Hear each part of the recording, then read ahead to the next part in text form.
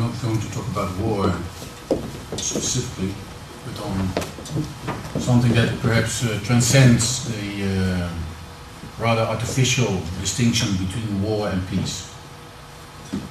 And I'd like to make an analysis on a level, as a philosopher, on a level that I prefer to call affect ontological. In philosophy, ontology appears to be the lowest level of analysis.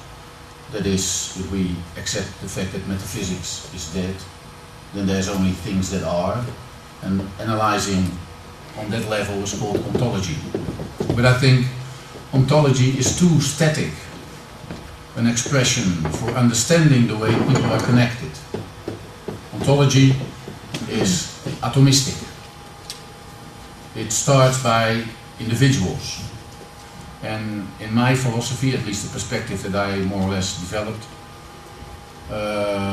things begin with relations, and then individuals are articulated as a result of a relation, and not the other way around. So analyzing reality on that level, on the level of relations, means that you have to find forces that connect before people are articulated within that relation. And I call this specific relational ontological space, I call it affect ontological. Fear is the deepest level of an affect ontology to me. But you can also think about humiliation, about rage. So all these neglected fields neglected by philosophy, because philosophy is pointed to reason, to balanced way of articulating things in argumented form. So all these things that we call passions have been neglected by philosophy for centuries. But I think we can no longer neglect it. And that's why I took this position of affect ontology in order to analyze one of the most virulent affects, the affect of fear. So what I'm going to do is explain very briefly, using this PowerPoint in order to more or less sketch a mind map, to explain very briefly that fear is not a reflex, but that fear is the basic form of reflectivity. Most of the people accept fear to be something very deep down, very secluded from reason, something that connects us to very down-to-earth reactions. And psychologists, most of the time, project fear as a reflex of the body. The reflex of the body. And there are three, I'll elaborate it later on, but just to give you an impression. And there are three reflexes that are triggered by fear. The first reflex is, of course, the reflex of fright, a kind of frozen state, like a rabbit sitting in a bundle of light, being completely frozen, not moving. So that's one way to react. That's one reflex of fear. But there are two others which that are more interesting. The others are flight or fight. So I'm going to explain that specifically this connection, fight or flight, is a relational connection. It binds you to the world. Fear connects you to the world. It's relational, but in a very specific way. Okay. So let's start the analysis. First a small statement, just to start. We need fear. We are in need of fear. We love the thrill, the kick, the hit, the excess, as long as it doesn't hurt. Though some get a kick out of pain, most of us try to avoid it. Pain is body. Fear is mind. Pain is physical. Fear is psychic, mental. Pain is immediate. Fear is mediated. Pain triggers reflexes. Fear produces reflectivity. That's the idea. So, but we need to be more precise. We have to distinguish between, for instance, between being afraid of a specific threat on the one hand, and just being fearful for nothing specific. We can be afraid, anxious, fearful, frightened. There's fear, dread, anxiety, terror. There's even a German word that is adopted in the Anglo-Saxon world, Angst. Okay, so there are all kind of differences. In philosophy, fear has been reflected upon from the earliest day that people started to think about politics. So for Aristotle, fear is the entrance to, in a very strange way, the entrance to courage. So in being fearful, people have the opportunity to become very courageous. So there's a kind of ruse of the passion, you can say. The list from the posse. Ruse of passion. And for Montaigne, for instance, the fear, he for the first time made a very interesting move. Montaigne said, the fear I fear most is fear. And that's the key to my idea of reflectivity. For Thomas Hobbes, he started his letters to one of his friends saying, fear and I are twins. And in his Leviathan, he tries to explain how, in a political sense, fear is used in order to get people into a social contract. So with Hobbes, fear is a political affect. It's not something special for me, but a political affect. And then, well, Locke, for instance, said, well, fear, what Locke found interesting in fear is the fact that it gives a certain uneasiness. And for Locke, uneasiness was the key to industriousness. And industriousness is the key to capitalism. So even on that economical level, fear has a productive input. Okay, but there are other fears. I don't think that when we talk about fear, it can be a personal fear for spiders or something else, but even that has a collective sediment. So let's first look at what we are talking about. There are territorial fears, invasional fears. Dutch people are afraid of Germans. Asian people were afraid of Japanese people. The Russians are coming. We are now afraid of the Islam coming in. That's on the level of collectives. But we are also fearful for nature. So Dutch people fear the sea. But Swiss people fear avalanches. Japanese people fear earthquakes. And it's in there, it's on a collective conscious level, there is this fear. It's always there. There's a second level, cultural. One of the most interesting fears that have been described by, for instance, Alain de Botton, an English philosopher, is status anxiety. The moment we start getting afraid of being judged by our fellow man as someone who is not really worthwhile because he looks like this or behaves like that. That's what he calls status anxiousness and status anxiety. It starts in the 17th century. It's a very complex discourse that is articulated then, but one of the things is that we suddenly realize that when we are equal to each other, it is possible for me to become someone else who is higher up, has more money, has more property, and from that moment on, status anxiety is part of our cultural fears. So equality and status anxiety are connected to each other. That's on a cultural level. There's of course a technological level.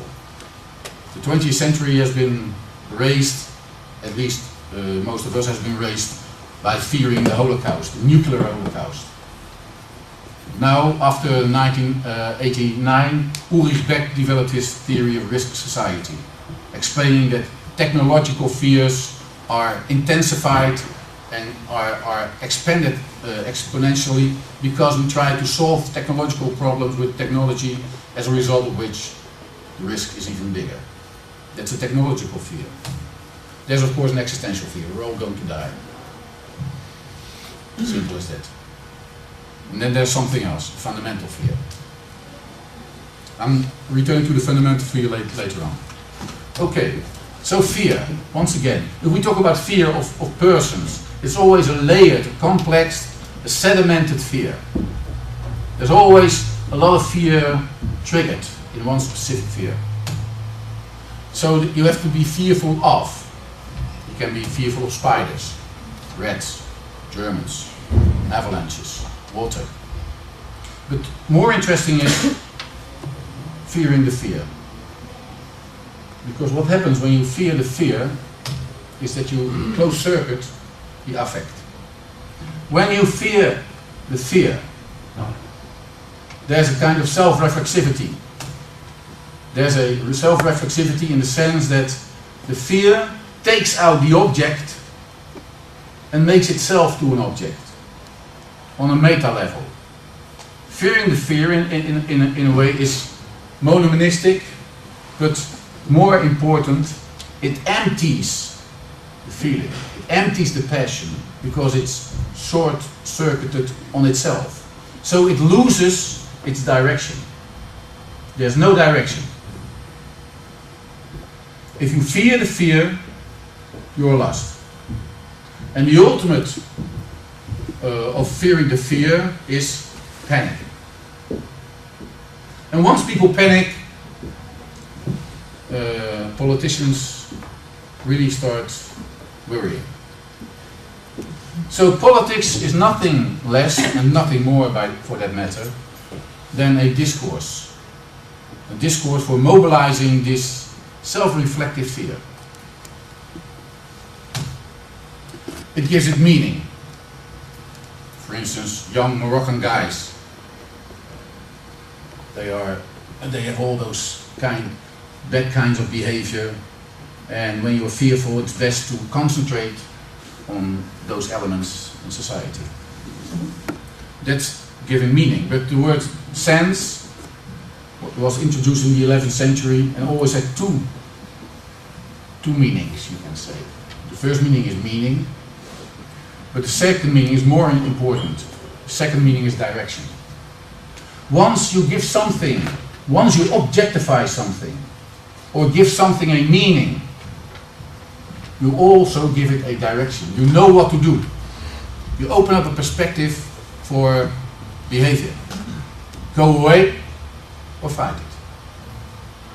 So once you want to mobilize fear, you have to give it an object.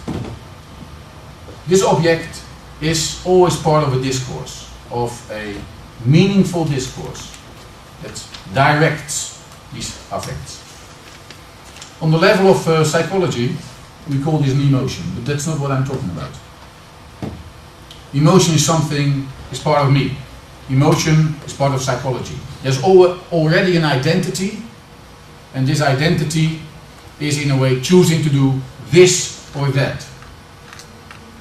But with fear, when it is short-circuited, there's no this or that, there's only panic. It's every direction. There is no direction. It just goes to every direction. So discourse and sense, by giving it meaning and direction, is the first effort to disconnect the short circuit of fear.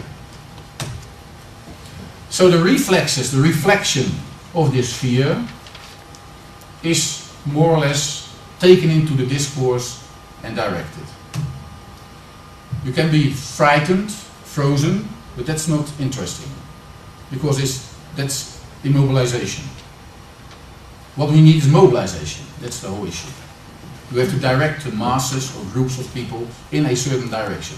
Public space The present way of dealing with public space is mainly dealing with mobility.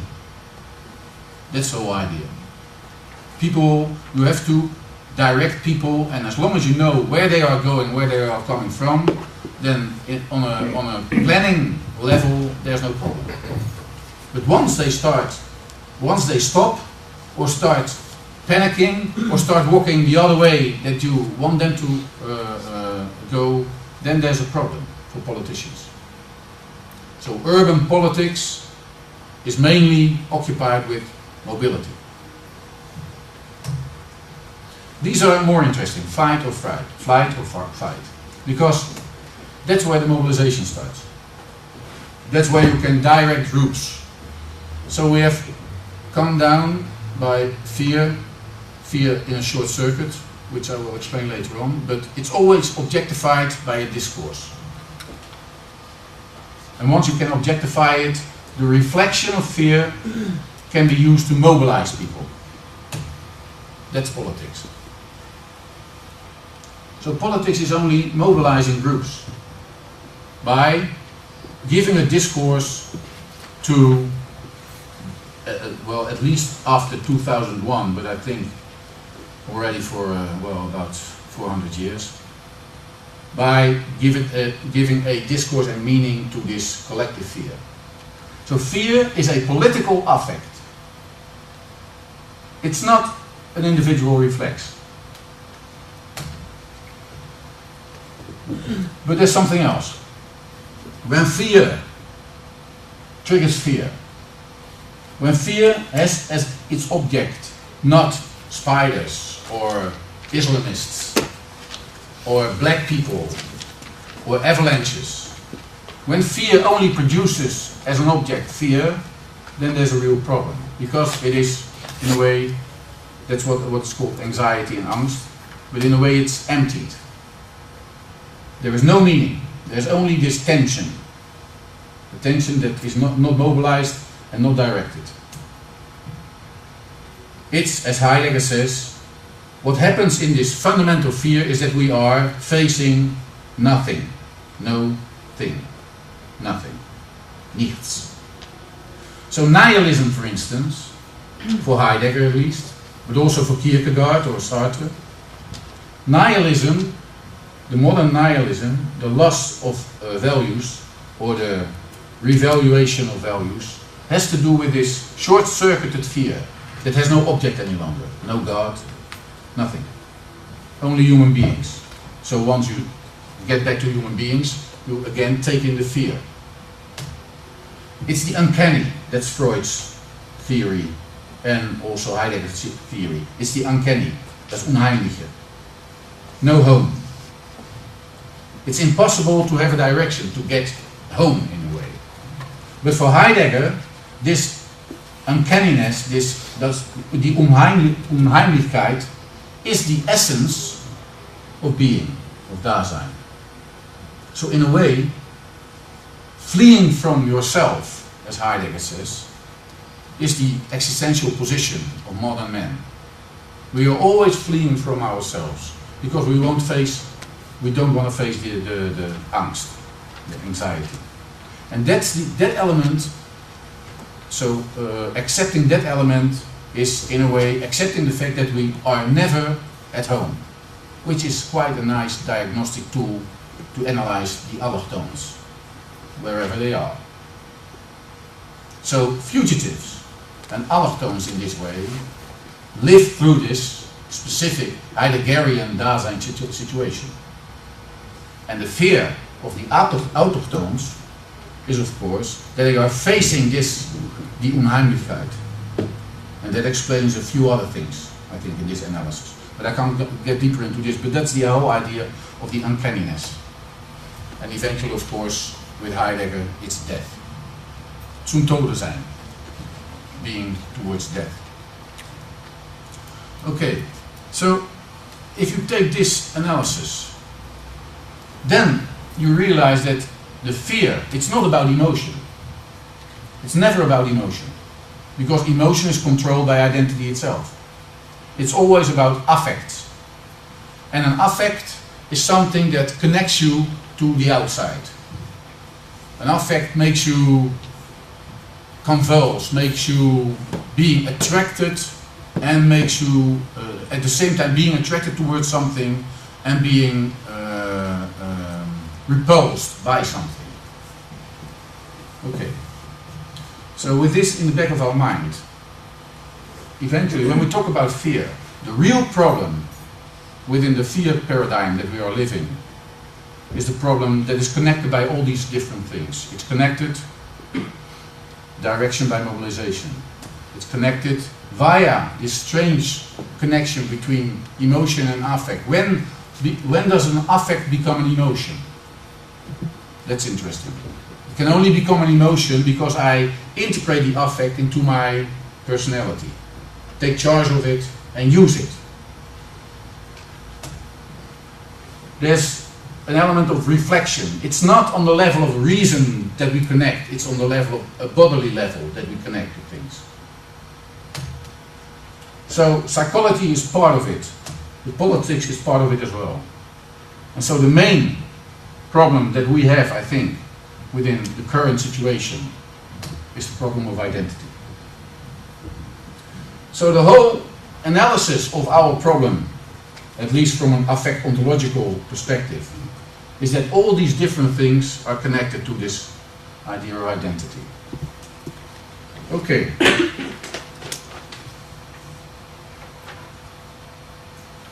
So the fear is something we need. We are in need of fearful experiences in order to experience identity. Otherwise we can't experience identity. It's impossible. So we need fear. In a reflective sense, that it triggers visuals, images, percepts, as Deleuze says. So we are in need of fearful experiences, be it in a controlled way, otherwise we are destroyed. Something like bungee jumping. So this is what is called horror. Stephen King, the bestseller author of Carrie and The Shining, claims that horror objectifies indeterminate fears. In a way, King says, horror is a positive incentive to live on for ugly adolescents because it makes them realize that there are even bigger freaks than they are. That's the funny part. But in the final instance, this is the interesting part, King claims, horror, King says, is an exercise in dying. And we can draw there a slogan out of this. And the slogan is, the fear of dying is checked by horror. So if we look at art, for instance, what is the role of art? When art is occupied with fear, for instance. The aesthetico-philosophical mode of this horror is the experience of the sublime, triggered by Edmund Burke at the end of the 18th century, systematized by Kant, and popularized by avant-garde artists that scare the hell out of bourgeois audiences by provoking their mediocre taste and ideological fears. So in a way, my main question is, after this analysis, and perhaps it's a question to my two other participants, if we live in a visual culture that has been democratized, been expanded by computers, digitalized, if the visual culture is no longer the visual culture of the avant-garde that took the shock as their main didactic element, if visual culture connects us to everything, is it possible in our current visual culture to produce this positive element of horror? Or are we beyond the transgression, because that's the main element of the horror, the transgression, because when there is no border to transcend, then horror can't be experienced any longer. And if we have only, like Baudrillard says, the excess and not the transgression, Where are we going to experience the reflectivity of fear in a sense that it still, well, transforms our consciousness? What is the main target of this exhibition? Okay, thank you.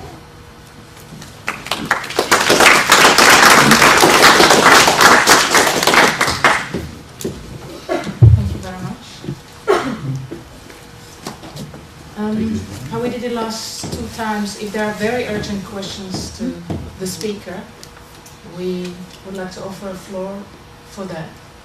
After we will have heard all 3 panelists, we'll call them all to sit at a table and have a short discussion, so there still will be chance later.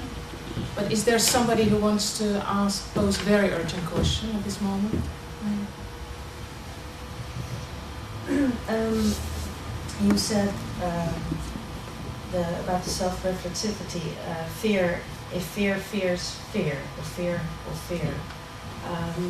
2 weeks ago there was a speech of the mayor of Amsterdam while in a memorial of the film director who got shot, Theo van Gogh, and he's almost started his speech with the famous sentence of Churchill: the only thing we should fear is fear itself. Roosevelt, sorry. 1942. My mistake. I have a feeling that that is exactly at this moment in Dutch society something which is happening. That there is a fear of fear, and that fear is being used both by politicians, and it's something which is really, for me, very present. Yeah.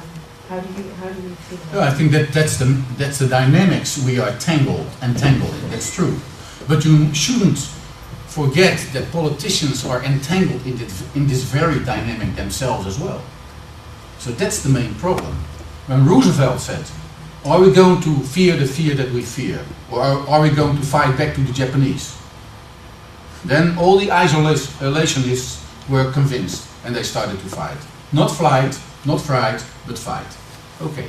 So, but then, as you said at the beginning, I think that a proper analysis, that was in a world that was still governed by nation states.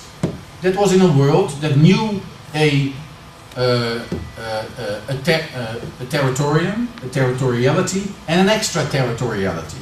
So you could fight back and fight if you wanted to. But now we are in a situation that there are no longer borders. So, for instance, what we call in Dutch the minister, Secretary of Foreign Affairs, is a complete anachronism. Nonsense. There are no foreign affairs any longer. We are entangled in a game, in a political game that has no outside any longer. So, if there's no outside, what does it mean that we have to fight back? Who are we going to fight back? So that's one of the reasons why some theoreticians say we are entangled right this moment in a global civil war. There are no borders. It's a global civil war. So, and then it's hard to understand how we are going to direct this fear. He was right in making this description of the situation, of describing the situation in those words.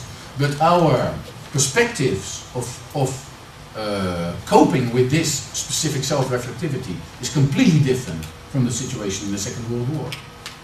The problem now is that everything is inside this one globe.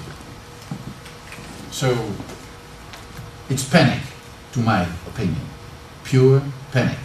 But controlled panic in a way, because we have media, then we have a lot of discourses. So, but that doesn't, for me, that doesn't take away the panic. So once you have no direction, I think there's no direction, there's only panic, controlled panic. So we need to get out of this controlled panic in order to change the situation. And it's not enough to say we shouldn't fear the fear that we fear.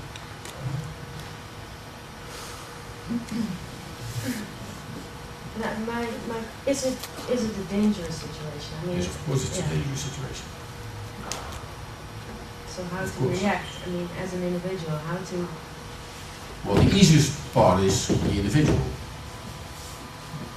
That's the easiest part, because you can, once you become aware of this strange fear in the fear that you fear, so you are delivered to this uncanny, to this, the fear of being beaten up by Moroccan youngsters, for instance, or raped in the evening, or just getting laid off by your boss. So as an individual you can make a stand, that's no problem. You can force yourself to recognize this strange double fear and decide not to let yourself be seduced by it. But the whole problem is that this is a collective project and not an individual project. So you need to talk to the people, and you need to talk to other people, and you have to behave like not you are fearful but interested. And once you are interested, there's a different situation. But it's a hard game to do that. It's harder for women than for men, it's harder for old men than young men, it's all those different things. So, but I think the individual part is the easiest part, but the most responsible part. Okay. Perhaps one more urgent question. Does anybody need a mic?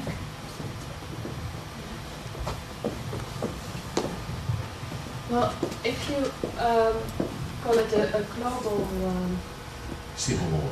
civil war, what do you think about other cultures that are not, that are maybe more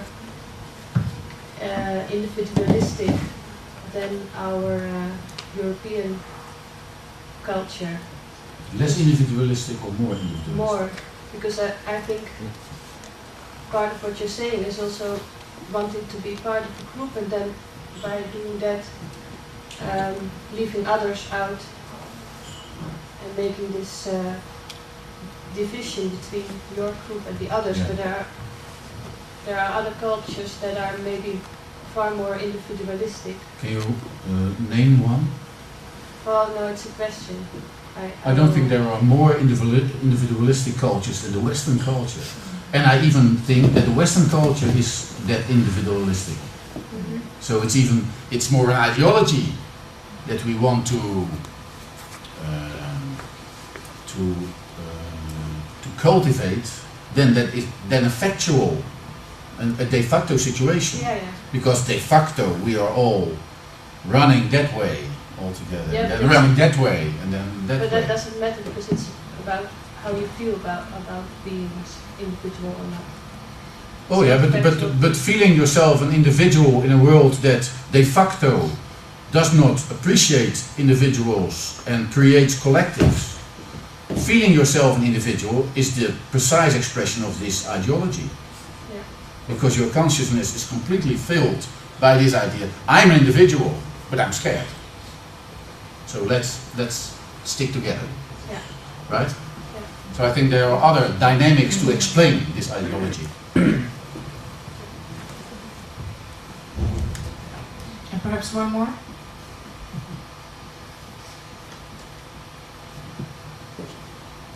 Thank you. Thank you, Henk.